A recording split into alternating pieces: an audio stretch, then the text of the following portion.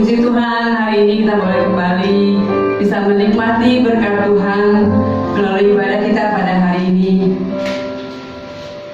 Bersyukur apapun keberadaan kita saat ini, sekalipun kita dihadapkan dengan berbanyak masalah dan tantangan, tapi bersyukur Tuhan memberikan kekuatan dan perlindungan kepada kita semuanya. Dan hari ini kita boleh ada sebagaimana kita ada. Mari kita mau siapkan hati kita mau masuk ke dalam hadirat Tuhan. Sekalipun kita dalam lembah kekelaman, biarlah kita tidak takut bahwa tangan Tuhan selalu melingkupi kita dan menyertai kita hari lepas hari. Mari kita menaikkan pujian, sekalipun aku dalam lembah kelam.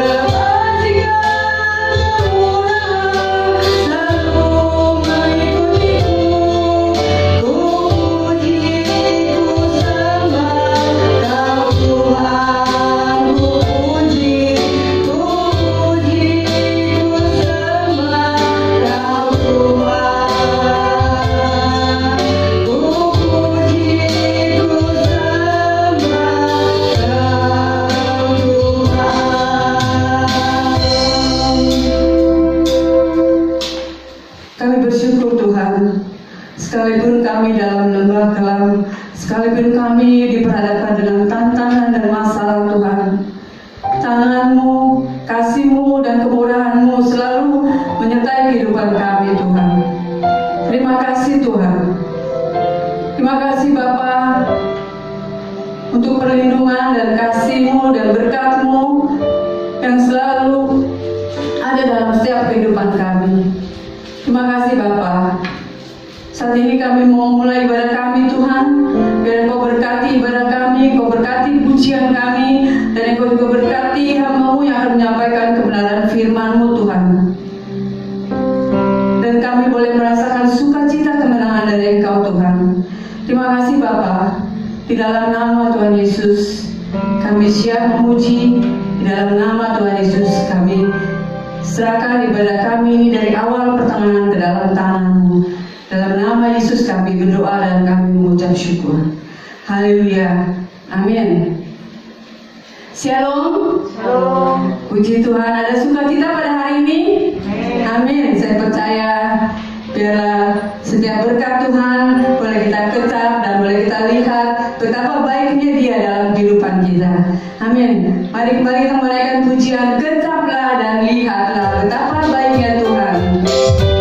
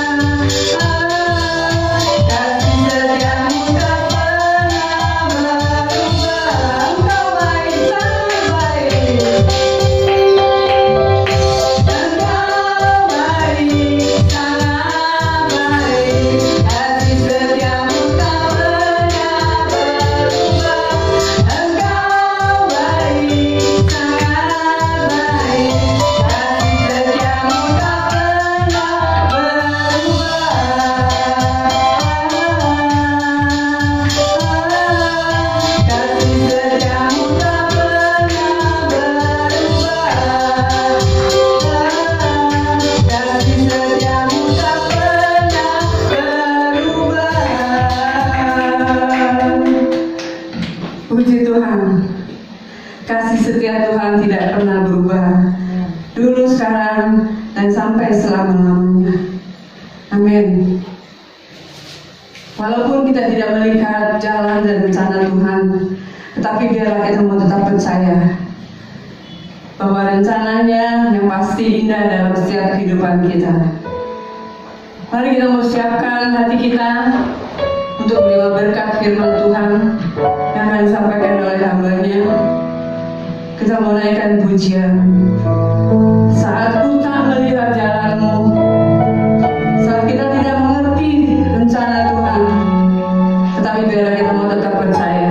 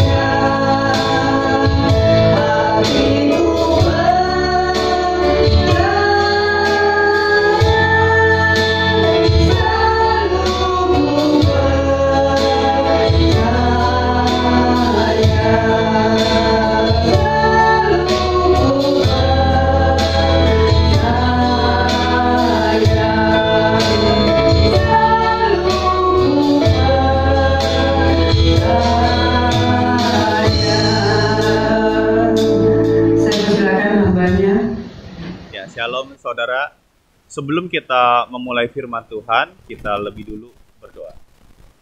Bapa di dalam surga, terima kasih untuk hari ini, anugerah-Mu ya Tuhan yang telah menyertai kami, sekalipun masa pandemi ini masih menimpa kami ya Tuhan.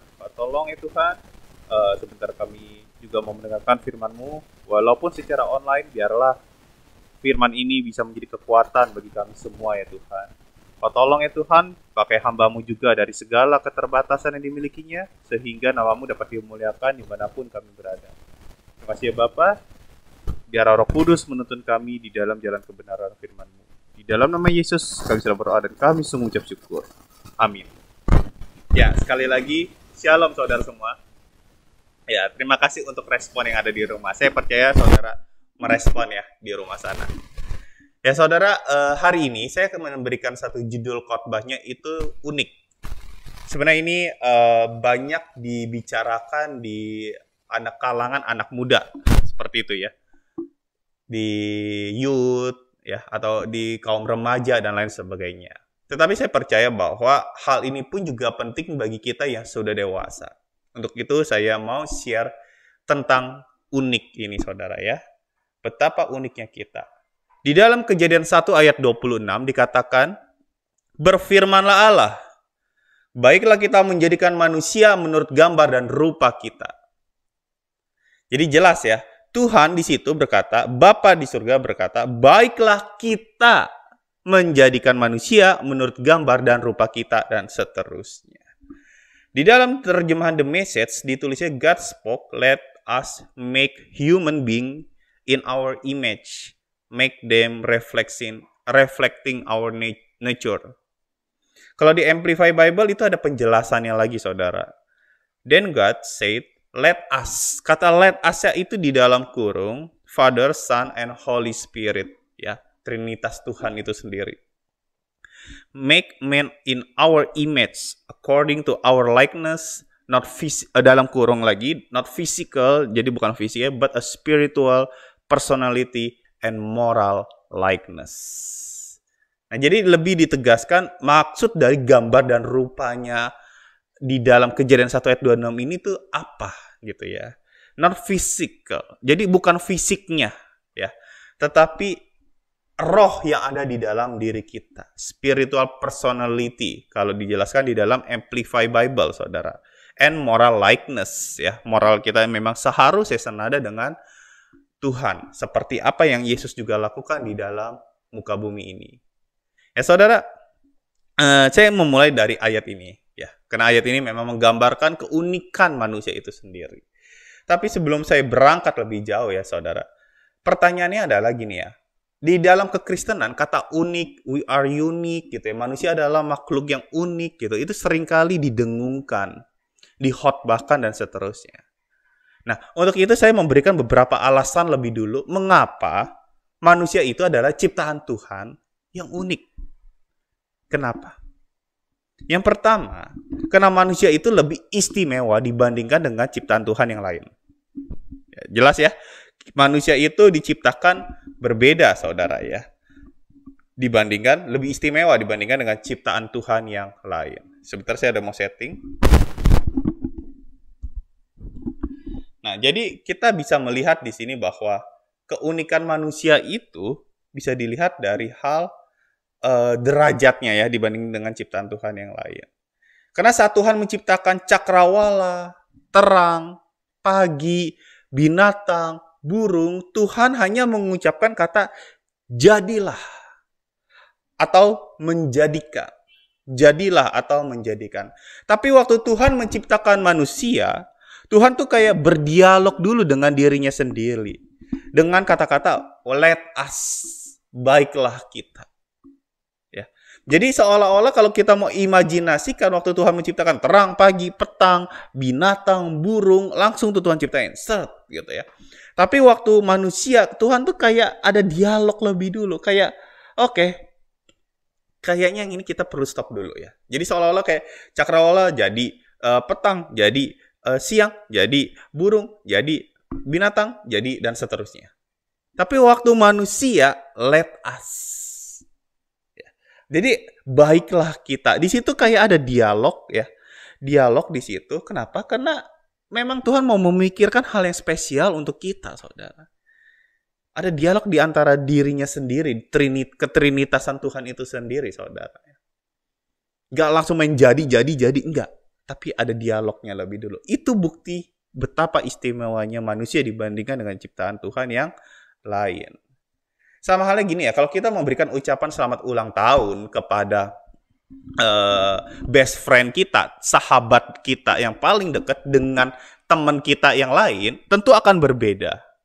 Kalau teman-teman kita yang lain mungkin kita akan kopas-kopas, apalagi di grup WA gitu, karena kita suka happy birthday Paul Sigunata Sutejo gitu. Terus yang di bawahnya kopas aja happy birthday, kasih emo-emo tiup konfeti, tiup konfeti, konfeti kan gak ditiup ya.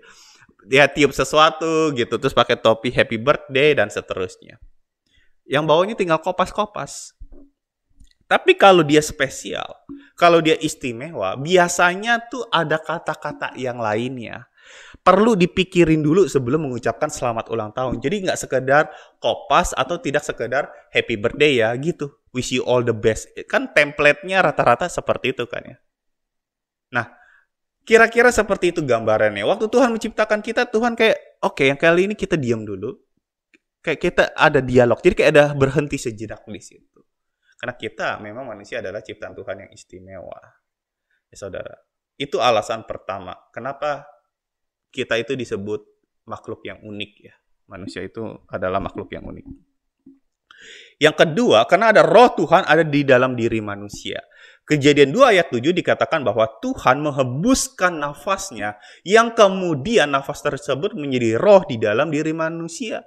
Dengan kata lain, ada roh di dalam diri kita, Bapak Ibu Saudara. Ada roh. Binatang gak ada. Binatang secara fisik ada, tapi roh tidak ada. Tapi kalau menurut ilmu dan segala macam, kalau boleh dipelajari, jiwanya tentu ada ya untuk bagian binatang. Karena ada pikiran, tentu mereka berpikir, perasaan ada, makanya binatang menangis juga. Ada will juga, ada kehendak di mana mereka memutuskan ya untuk A atau B dan seterusnya, ya menerkam atau tidak dan lain sebagainya. Nah, tetapi roh Tuhan tidak ada dalam diri binatang, saudara. Di Kejadian 2 ayat 19 juga ada dijelasin di situ. Ini menunjukkan apa? Kalau ada roh di dalam diri manusia, berarti menunjukkan keintiman antara Tuhan dengan manusia, di mana kita bisa berinteraksi dengan Tuhan. Ya Tuhan nggak mau yang biasa-biasa aja waktu ciptain kita. Ya. Di situ kita bisa berinteraksi dengan Tuhan, roh kita. Supaya pada akhirnya pun nanti ya, secara fisik kita nggak mungkin bisa ketemu Tuhan. Daging kita nggak mungkin bisa ketemu dengan Tuhan. Kalaupun itu terjadi, kita yang bakal mati. Tetapi kemudian roh kita yang akan ke surga. Di situ kita bertemu dengan Tuhan. Ingat, roh ada di dalam diri kita. Yang ketiga, mengapa manusia unik? Karena manusia itu diciptakan menurut gambar Tuhan, gambar dan rupa Tuhan, saudara. Jadi kita image of God nih ada dalam diri kita. Nah, artinya kita adalah representasi dan refleksi dari Tuhan itu sendiri. Nah, saudara, zaman dulu saya belajar dari satu khotbah. Ini gambaran yang menarik, saudara. Jadi zaman dulu, biasa mereka banyak orang suka membuat patung atau gambar, gitu ya. Jadi patung dan gambar ini adalah hal yang sangat penting, terutama di dalam daerah kekuasaan. Jadi misalkan kekuasaan ini adalah kekuasaan Paulus, ya kekuasaan saya, ya dari titik A sampai titik B ini adalah kekuasaan saya. Nah maka biasanya pengikut saya di situ akan membuat patung yang menyerupai si penguasanya, yaitu menyerupai saya. Nah sehingga waktu terjadi pergeseran kekuasaan, misalkan ya saya dilengserin atau memang sayanya udah meninggal kemudian digantikan dengan anak dan seterusnya, maka mereka membuat patung yang baru yang menandakan ini penguasa di daerah tersebut. Kira-kira seperti itu, saudara, kalau zaman dulu. Sama halnya dengan mata uang kuno, gitu ya. Jadi alasannya kenapa sih? Supaya tuh orang tahu bahwa patung itu yang tadi ngomongin daerah kekuasaan ya, saudara. Patung di dalam daerah kekuasaan itu adalah representasi dari penguasa di daerah tersebut. Ya. Nah, bicara tentang mata uang kuno, biasanya zaman dulu ya, Israel kuno, mata uangnya ada gambar penguasa, saudara. Ya, ada gambar Romawi, ya di zaman Tuhan Yesus sempat dibicarakan, bukan? Jika ada orang yang menerima uang itu, berarti dia itu itu adalah simbol penerimaan kekuasaan dari orang yang ada di gambarnya gitu, di mata uang tersebut. Jadi oke lah ini sebagai alat tukar. Berarti dia menerima penguasa di daerah saya adalah si A. Karena di dalam uang mata kuno itu ada gambar si A gitu misalkan. Nah, itulah sebabnya kemudian image of God ini mudah dipahami oleh orang-orang Israel kuno. Bahwa manusia adalah representasi dari Tuhan. Karena representasi itu banyak ya, dari patung yang tadi saya katakan, juga dari mata uang kuno gitu ya. Representasi dari kekuasaan tersebut kalau ngomongin patung.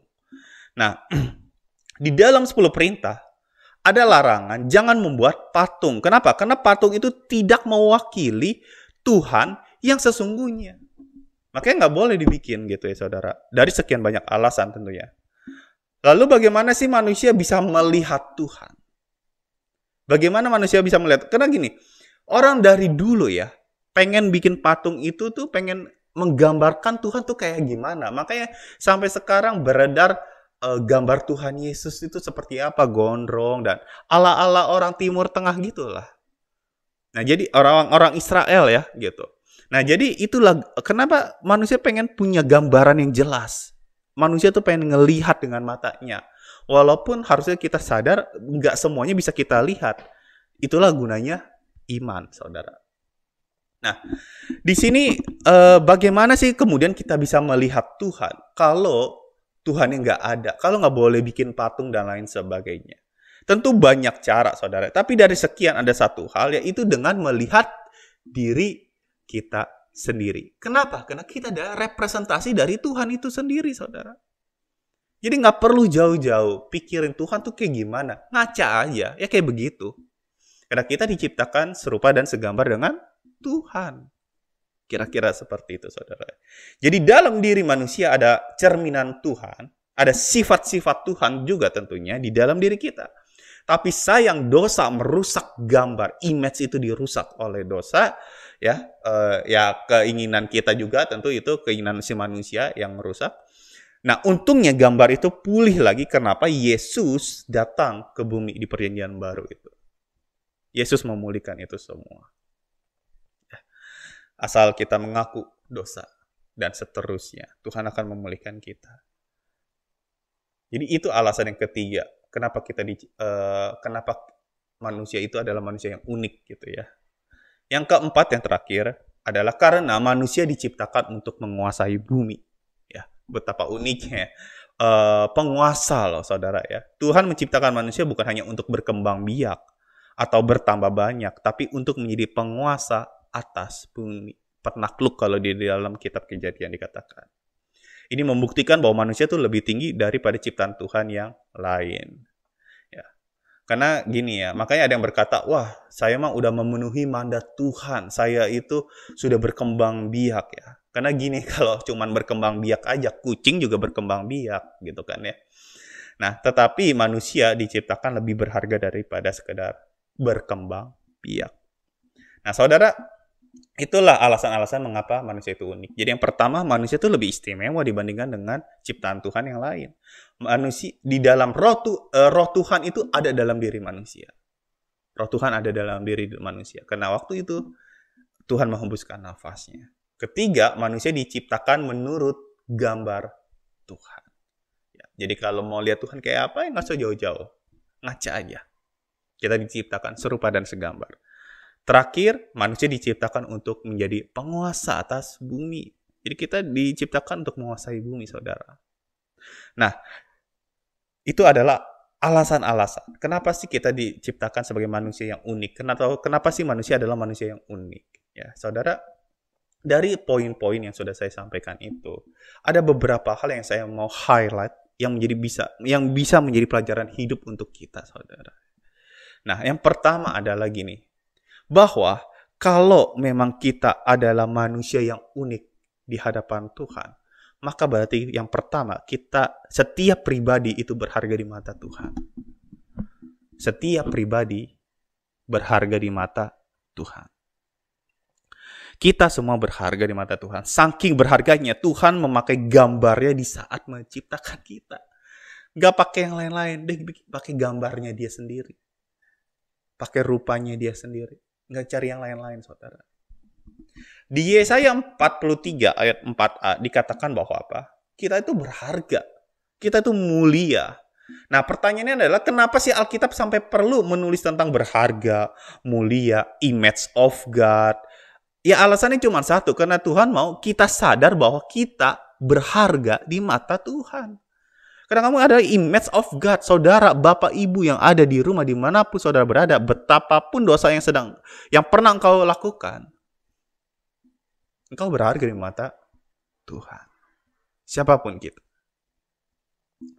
Jadi maksudnya adalah jangan pernah merendahkan diri sendiri dengan kata-kata yang negatif, karena hal ini terlihat sederhana, terdengar sederhana, tetapi seringkali masih dilakukan oleh orang-orang percaya. Kata-kata negatif ke diri kita sendiri, kayak aku nggak bisa, aku bodoh, dan seterusnya, saudara. Itu menjadi kutukan atas diri kita sendiri. Ingat saudara, lidah kita tuh punya kuasa gitu ya. Jadi seharusnya kita mengeluarkan kata-kata yang membangun, bukan yang menjatuhkan, yang positif, bukan yang negatif. Terutama di tengah pandemi ini, mungkin kita kehilangan pekerjaan, pengurangan gaji, dan lain sebagainya ya. Kata-kata yang membangun itu penting, saudara. Itulah sebabnya kita penting juga mendengarkan firman Tuhan untuk menjadi kekuatan kerohanian kita sendiri. Amin, saudara. Nah, banyak orang jadi bodoh bukan karena dia bodoh, tapi karena dia mengklaim dirinya bodoh. Banyak orang berkata, aku nggak mampu, padahal dia mampu. Dia mampu. Dia nggak, seringkali manusia itu terjebak di dalam zona ketidakberhargaan gitu. Aduh, aku nggak berharga karena kayaknya yang lain kok tetap lancar-lancar aja usahanya di tengah pandemi, tapi kok aku malah hancur dan seterusnya.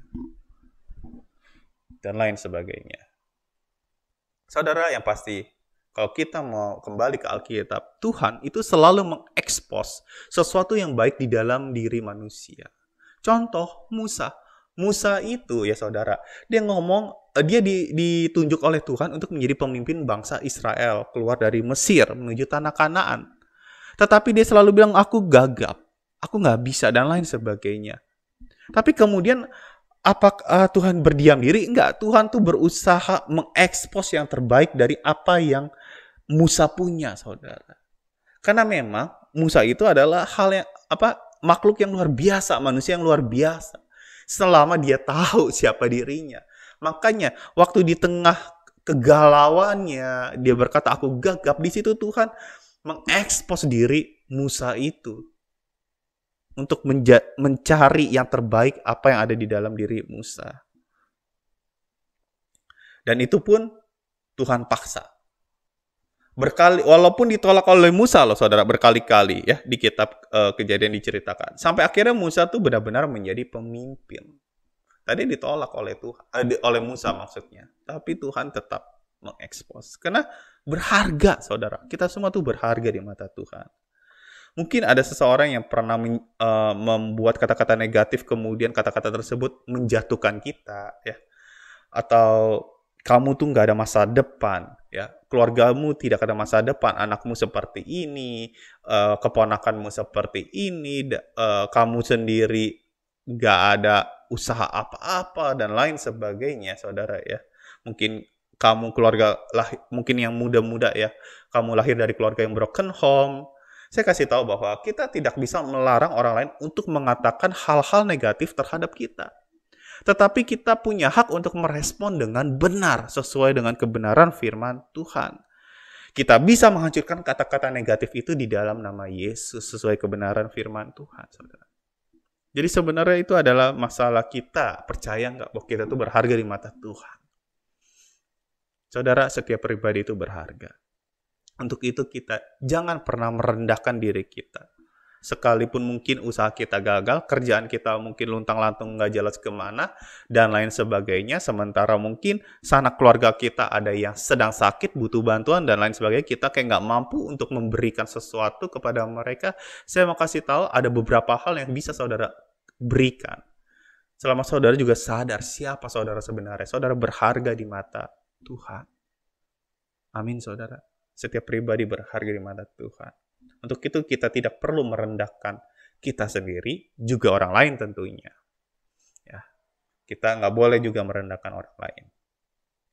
Yang kedua, ya saudara, kalau kita sadar kita adalah ciptaan Tuhan yang unik, kita diciptakan serupa dan segambar dengan Tuhan, maka kita perlu sadar bahwa setiap pribadi memiliki kelebihan serta juga kekurangan. Kelebihan serta kekurangan. Di dunia ini tidak ada orang yang persis sama. Pasti ada bedanya. Si kembar identik pun pasti ada bedanya. Ya, dari cara dia ngomong. Saya punya teman dulu ya, kembar identik. Tapi nyatanya ada juga yang berbeda gitu. Dari sifat dan karakter dan lain sebagainya. Anak murid saya juga ada yang kembar gitu ya. Tapi awal-awal saya sulit untuk membedakan si A sama si B ini. Ya, tapi ternyata emang beda aja. Jadi ketahuan, oh ini si A, ini si B gitu. Tapi kalau orang yang baru kenal mungkin nggak begitu ngeh karena saking miripnya. Nah, Mengapa Tuhan membuat perbedaan atau keunikan di dalam diri manusia, yaitu saudara? Tentu gini ya, supaya manusia itu bisa saling menolong satu dengan yang lainnya. Karena itu ada blueprint Tuhan sejak semula. Bagaimana Tuhan menciptakan Hawa menjadi penolong bagi Adam. Itu blueprint bagi seluruh umat manusia.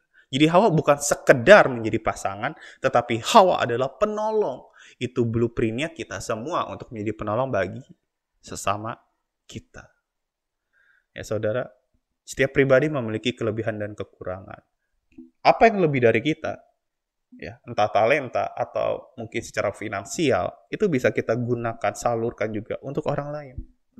Di situ kita bisa menolong. Dan orang lain yang mungkin tertolong itu pasti ada yang lebih dari dia. Cuma seringkali orang yang seperti ini sering minder, merasa nggak berharga dan lain sebagainya. Padahal ada sesuatu yang positif di dalam diri dia yang bisa dia berikan juga kepada orang lain. Nggak semua harus bicara tentang materi atau uang, tapi bisa tenaga mungkin dan lain sebagainya.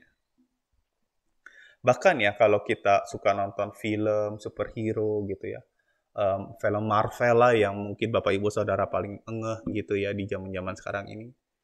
Mereka itu sehebat-hebatnya mereka tetap butuh bantuan orang lain gitu. Itu kan gambaran manusia sebenarnya ya. Mereka superhero, tapi mereka nggak sendirian. Mereka butuh orang lain juga. Superman, ya istilahnya kayak Superman gitu ya. Sehebat-hebatnya Superman, dia tetap penyakitan kalau deket batu kryptonite. Itu salah satu kelemahan Superman kalau Bapak Ibu yang nggak tahu ya. Dia tetap lemah dekat batu kryptonite. Tetapi ada orang-orang di sekelilingnya yang membantunya, kira-kira seperti itu. Makanya gambaran superhero, film superhero tuh DC maupun Marvel itu jelas menggambarkan bahwa manusia itu nggak bisa sendirian. Manusia butuh orang lain. Makanya idealnya itu ya kayak film-film Power Ranger gitu kan, yang rame-rame dan seterusnya. Saudara, di Kisah Para Rasul ada cerita hebat mengenai Petrus yang berkhotbah kemudian 3.000 orang bertobat. Oh, betul, Petrusnya hebat, tetapi jangan pernah salah loh. Saudara, kalau kita mau membacanya, Petrus itu nggak sendirian. Petrus itu dibantu pelayanannya oleh Yohanes. Petrus didoakan oleh jemaat-jemaatnya. Petrus juga disupport, didukung, dan seterusnya oleh jemaat mula-mula tersebut. Jadi dia waktu khotbah itu nggak sendirian. Banyak orang yang ikut campur tangan, saudara. Itu manusia, saudara. Jadi kalau kita ngeliat orang yang hebat sendirian tuh sebenarnya nggak sendirian dia. Banyak orang yang ngebantu. Ya, ada Roh Kudus dalam diri Petrus. Bahkan kalau kita mau lebih teliti lagi, ada Maria, ibu Markus yang juga membantu Petrus di situ. Ya, Tuhan ingin menciptakan manusia yang punya sifat sosial, mampu berinteraksi, saling bantu, saling peduli, peka terhadap sesama, dan bisa bekerja sama untuk menghasilkan sesuatu yang baik. Seperti filosofi yang pernah dijalankan oleh gereja ini. Satu lidi mudah dipatahkan. Tapi kalau bersama-sama tidak mungkin mudah dipatahkan. Itu adalah filosofi sapu lidi. Satu mudah dipatahkan. Tapi kalau rame-rame tidak mudah. Mungkin bisa patah ya. Mungkin gitu ya kalau yang kuat banget. Tapi sulit. Susah. Karena bersama-sama. Kekuatan kesatuan itu benar-benar luar biasa, saudara. Kalau mau dijalankan. Nah, untuk itu kita perlu belajar untuk saling menolong lewat kelebihan yang kita miliki. Karena setiap pribadi memiliki kelebihan dan kekurangan. Amin, saudara? Yang ketiga, kalau kita sadar, maka kita harusnya ngeh tentang hal ini. Bahwa setiap pribadi memiliki kemampuan mencipta yang unik. Kemampuan mencipta yang unik. Jadi di saat Tuhan menghembuskan nafasnya ke debu dan tanah, di saat itu manusia memiliki kemampuan yang mirip dengan Tuhan. Apa itu? Yaitu adalah kemampuan mencipta. Seperti yang pernah dilakukan oleh Tuhan. Iya, betul. Tapi masalahnya Tuhan bisa menciptakan dari yang tidak ada menjadi ada. Tetapi manusia bisa menciptakan dari yang sudah ada menjadi lebih baru. Jadi ada kayak bahan bakunya. Itu perbedaannya. Contohnya adalah, apa yang bisa diciptakan oleh manusia? Ya smartphone lah, yang paling gampang. Teknologi yang luar biasa. Zaman dulu, kalau mau menyimpan data, itu butuh disket. butuh satu disket itu paling cuma berapa megabyte. Tapi sekarang udah nggak pakai mega ya. Aneh malah kalau orang pakai mega, tapi udah pakai giga, bahkan tera sekarang gitu hitungannya. Maksudnya idealnya, karena file-file sekarang kita foto cekrik pakai handphone saja itu ada yang makan 2 mega, bahkan sampai kalau saya suka foto bisa sampai 7 megabyte. Saya nggak tahu tuh disket dulu berapa megabyte sih satu disket kotak kecil gitu. Atau yang gede tuh, yang gede banget zaman saya masih SD ya gitu, SMP SD gitu. Nah, tapi teknologi berkembang. Siapa yang menciptakan? Manusia. Manusia, saudara. Nah, manusia itu diberikan kemampuan seperti itu. Dan saya mau katakan ini bukan untuk 1-2 orang saja, tapi semua orang. Saudara, semua orang. Semua orang. Sehingga kita harusnya mampu menciptakan sesuatu, saudara. Mungkin makanan. Mungkin bukan hal-hal yang terkenal viral di mana-mana. Mungkin itu hanya makanan, tetapi benar-benar membuat orang tuh, apa ya namanya, pengen balik lagi beli, repeat order lah, kira-kira gitu. Bezaleel di Alkitab adalah seorang arsitek yang bertanggung jawab pada dekorasi tabernakel Musa lebih tepatnya. Itu ada di Keluaran 31 ayat 1-2 dan 1 Tawarik 2 ayat 20. Kalau saudara mau buka, saudara bisa lihat di situ. Bezaleel. Orang kan nggak punya gambaran ya tentang tabernakel kayak apa, kayak gimana bentuknya. Tapi Tuhan kasih hikmat. Ya, kemudian, tapi yang jalanin tetap si Bezaleel dan kawan-kawannya ini. Ada orang lagi yang lainnya ya gitu. Nah, Tuhan sendiri telah memilihnya. Di firman Tuhan dikatakan dan memberikannya rohnya, keahlian, pengertian, pengetahuan, dan segala macam pekerjaan untuk membuat berbagai rancangan supaya dikerjakan dari emas, perak, tembaga, untuk mengasah batu permata, supaya ditatah untuk mengukir kayu, untuk bekerja dalam segala macam pekerjaan. Jadi Tuhan yang kasih keahlian, Tuhan yang kasih pengertian, Tuhan yang kasih pengetahuan kepada Bezaleel. Dan Tuhanlah yang memberikan saudara pengertian, pengetahuan, serta juga keahlian. Dan saya percaya kita semua diberi kemampuan mencipta. Yang unik dalam pengertian, ya apa yang saya buat belum tentu orang lain bisa buat, dan seterusnya, saudara.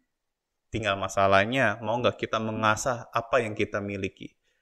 Mungkin bahasa gampangnya adalah talenta, atau kecakapan, kemampuan, kelebihan, dan lain sebagainya. Sederhana aja gini ya, kayak sekolah minggu gitu ya.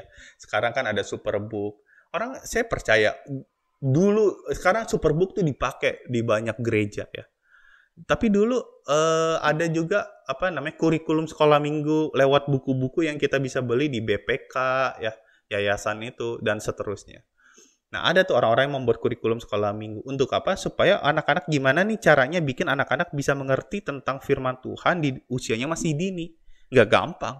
Makanya dibuatlah kurikulum. Itu kan mencipta ya. Kemampuan mencipta.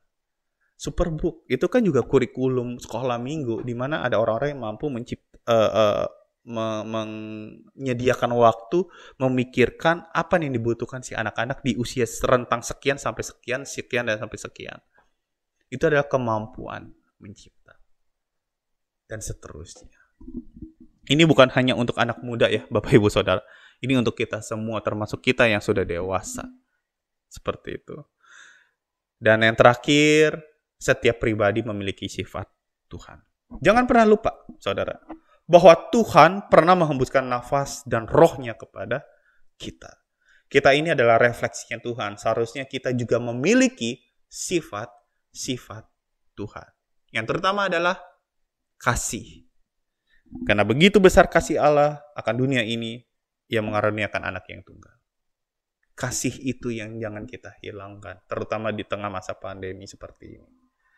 Ya, manusia diciptakan unik, maksudnya beda dari yang lain. Yang kayak kita ya stoknya cuma satu, ya kita doang udah. Paulus Igunata Sutejo, anaknya si Gunawan Sutejo, ya udah ini doang. Ya, ini doang, ini tok. Nggak ada yang lain. Dari segala kekurangan yang dimilikinya dan kelebihan yang dimilikinya, ya inilah saya. Nah, justru karena perbedaan ini seringkali terjadi konflik. Saya beda pendapat dengan si B, saya beda pendapat dengan C, saya beda pendapat dengan A. si E dan seterusnya. Nah, dengan perbedaan pendapat itu seringkali terjadi konflik. Nah, saudara, beda pendapat jadinya konflik, beda tujuan jadinya juga konflik. Apalagi kalau mau memakai argumen-argumen sendiri gitu kan ya. Memang kita semua unik, memang kita beda gitu ya, cara berpikir, cara pendapat dengan pendapat kita, tapi jangan lupa bahwa kasih harusnya tetap ada dalam diri kita. Dan itu sama, dari Tuhan yang sama. Sehingga kita bisa mengatasi konflik dengan kasih. Oke, saudara, di tengah masa pandemi ini mungkin ada konflik-konflik tertentu yang saudara alami dengan orang-orang sekeliling, mungkin dengan keluarga, mungkin dengan orang gereja, mungkin dengan orang rumah, mungkin dengan di dalam pekerjaan saudara, dan lain sebagainya. Yang pasti, saudara, jangan pernah lupakan yang namanya kasih. Itu identitas orang Kristen. Orang Kristen yang kehilangan kasih itu ya nggak layak disebut orang Kristen sih. Itu identitas kita, karena itu yang Tuhan berikan kepada kita juga, saudara. Ya biarlah firman ini menjadi kekuatan untuk kita semua. Saya ulangi ya saudara ya. Manusia adalah manusia yang unik. Untuk itu kita perlu sadar. Yang pertama, setiap pribadi itu berharga di mata Tuhan. Jangan pernah merendahkan diri sendiri. Juga jangan pernah merendahkan orang lain. Amin saudara. Jangan pernah. Setiap pribadi memiliki kelebihan dan kekurangan. Untuk itu kita diciptakan untuk saling menolong satu dengan yang lainnya. Apa yang lebih dari kita bisa gunakan untuk menolong yang lain. Mungkin pikiran, tenaga, nggak harus berkaitan dengan materi. Bisa pikiran, bisa tenaga, dan seterusnya. Itu yang bisa kita lakukan untuk orang lain. Setiap pribadi berharga, setiap pribadi memiliki kelebihan dan kekurangan. Yang ketiga, setiap pribadi memiliki kemampuan mencipta yang unik. Ciptakanlah sesuatu yang bermanfaat untuk orang lain. Entah apa itu, saudara. Karena saudara sendirilah yang paling tahu. Mungkin hanya makanan sederhana yang bisa saudara berikan kepada orang yang lain, saudara. Karena kita diberikan kemampuan mencipta. Terakhir, yang keempat, setiap pribadi memiliki sifat Tuhan. Setiap pribadi memiliki sifat Tuhan. Kasih harus jadi dasarnya sifat orang percaya, orang Kristen. Orang Kristen gak ada kasih, sama saja kehilangan Kristus. Karena Kristus harusnya menjadi teladan utama di dalam hidup kita. Amin saudara. Biarlah firman Tuhan yang singkat ini bisa menjadi kekuatan bagi kita semua. Mari kita berdoa. Bapa di dalam surga, terima kasih ya Tuhan. Terima kasih untuk firman-Mu. Biarlah ini menjadi kekuatan bagi kami semua ya Tuhan. Kau tolong bimbing kami tetap di jalan kebenaran firman-Mu ya Tuhan. Kau tolong pimpin kami supaya kami tidak selalu merendahkan diri sendiri. Ataupun mungkin merendahkan orang lain dengan kata-kata kami. Karena kami percaya bahwa kami berharga di mata Engkau ya Tuhan. Tolong kami ya Tuhan, supaya kami juga bisa mampu menolong orang lain dari segala kelebihan yang kami punya ya Tuhan. Karena kami sadar setiap pribadi memiliki kelebihan dan kekurangan. Disitulah kami mau saling melengkapi satu dengan yang lainnya. Kau tolong kami juga ya Tuhan untuk bisa menciptakan sesuatu yang mungkin bermanfaat bagi orang lain. Di situ kami bisa menjadi penolong yang baik ya Tuhan. Terima kasih ya Tuhan Yesus, berikan kami hikmat di dalam hal ini, pengetahuan di dalam hal ini, keahlian di dalam hal ini. Dan Tuhan, kami juga mau berdoa, di dalam setiap konflik yang mungkin kami alami, biarlah kasih selalu menjadi hal yang utama di dalam hidup ini. Karena kami percaya roh Tuhan, sifat itu ada di dalam diri kami, kasih seharusnya juga menjadi hal yang utama di dalam hidup ini. Terima kasih ya Tuhan Yesus. Segala pergumulan, doa-doa, masalah hidup kami serahkan Tuhan hanya ke dalam tangan-Mu. Hamba-Mu berhenti berbicara, tetapi biar Roh Kudus terus bekerja dimanapun kami berada. Terima kasih ya Tuhan Yesus, kami serahkan hidup ini hanya ke dalam tangan-Mu. Di dalam nama Yesus kami sudah berdoa dan kami sungguh ucap syukur. Amin. Tuhan Yesus memberkati. Puji Tuhan kalau kita sudah diberkati oleh kebenaran firman Tuhan. Kami atas nama Ibu Gembala dan seluruh jemaat Abetan mengucapkan terima kasih untuk pelayanan hambanya. Tuhan Yesus memberkati. Bapak Ibu yang memberikan persembahan bisa memberikannya melalui transfer yang ada di nomor rekening tertera di sebelah kiri saya. Terima kasih untuk persembahannya. Tuhan Yesus memberkati. Sebelum kita mendengarkan doa syafaat yang akan disampaikan oleh Diakon Livi, Mari kita mau kembali naikkan pujian. Berbahagialah orang yang kesukaannya.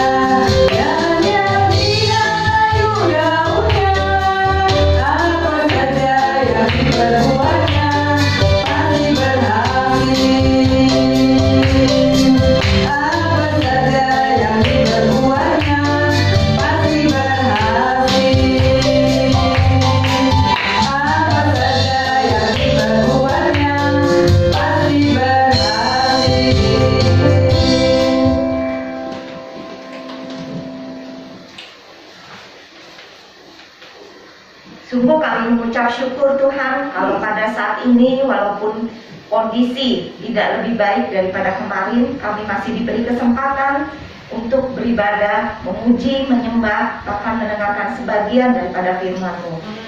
Kami tahu Tuhan, kondisi seperti saat ini di mana di negara kami khususnya Tuhan di Indonesia, di mana COVID bukan semakin berkurang tetapi semakin banyak.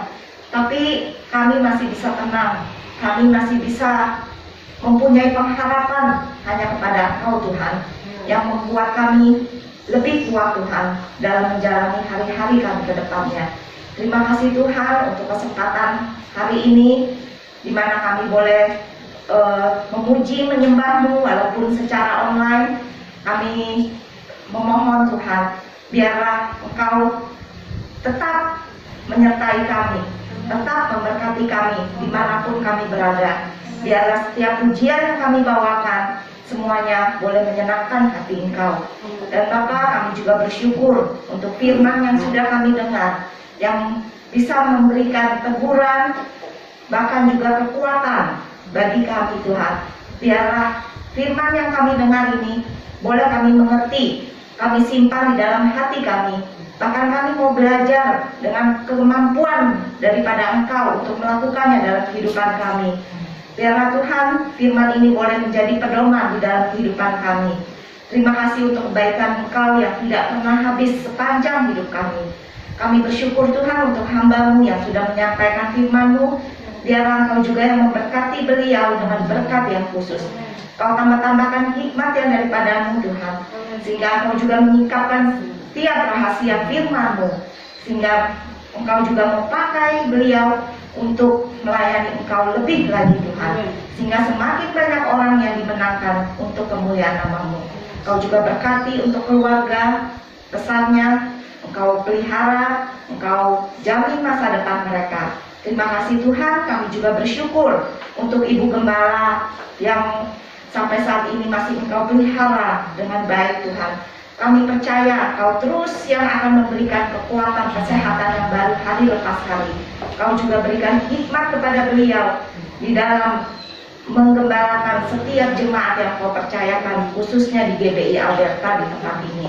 Terima kasih Tuhan, kami juga bersyukur untuk setiap anak-anak-Mu yang sudah melayani saat ini, baik itu WL, singer, pemain musik, dan yang lainnya tidak dapat kami sebutkan. Engkau juga yang memberkati mereka dengan berkat yang khusus. Biarlah Engkau tambah-tambahkan kesetiaan kepada mereka semua, supaya lebih lagi melayani Engkau dengan maksimal hanya untuk kemuliaan nama-Mu. Terima kasih Tuhan, saat ini kami juga ingat akan bangsa dan negara kami dalam keadaan yang tidak menentu seperti ini Tuhan. Kadang-kala kami merasa takut, kami merasa jenuh, kami merasa putus asa melihat keadaan yang tidak membaik ini. Tapi kami percaya Tuhan, kami imani setiap janji-janji-Mu. Engkau yang tidak pernah meninggalkan kami. Setiap kami yang mengandalkan Engkau pasti akan diberikan rancangan-rancangan yang terbaik bagi kami Tuhan. Kami tahu ujian untuk kami lewati, tapi kami percaya Engkau tidak akan meninggalkan kami. Engkau yang berkuasa untuk semuanya ini, maka kami percaya Engkau juga yang akan memberikan pertolongan, jalan keluar, khususnya untuk bangsa Indonesia ini Tuhan. Kami berdoa untuk setiap program vaksinasi yang masih berlanjut sampai saat ini. Biar Engkau juga memberikan kelancaran untuk ketersediaan vaksin juga, untuk kesadaran masyarakat untuk mengikuti program vaksinasi ini Tuhan. Biar mereka sadar dan tidak takut untuk mengikuti vaksin ini Tuhan. Sehingga kami berharap herd immunity yang diharapkan bisa terbentuk, bisa terjadi untuk mengatasi pandemi ini lebih baik lagi. Terima kasih Tuhan, kami mau menyerahkan untuk saudara-saudari kami, setiap jemaat yang ada di rumah mereka masing-masing. Engkau yang mengetahui keberadaan mereka. Biarlah Tuhan, Engkau juga yang selalu menyertai mereka. Bagi mereka mungkin yang ada dalam keadaan lemah tubuh, kami percaya Engkau yang sanggup merawat, bahkan memberikan kesembuhan yang sempurna bagi mereka. Bagi mereka yang berbeban berat dalam pergumulan masalah, Engkau juga yang memberikan jalan keluar bagi mereka. Biarlah Tuhan, Engkau tolong kami supaya kami bisa tetap memelihara iman kami, tetap berpandang hanya kepada Engkau, tidak mengandalkan hal-hal yang bersifat duniawi, tetapi hanya kepada Engkau Tuhan, karena kami tahu, kami yakin hanya Engkau bantu, perlindungan dan juru selamat kami. Terima kasih Tuhan, kami serahkan masa depan kami, seluruh hidup kami hanya di dalam tangan kasih-Mu saja. Hanya di dalam nama Tuhan Yesus kami berdoa dan mengucap syukur.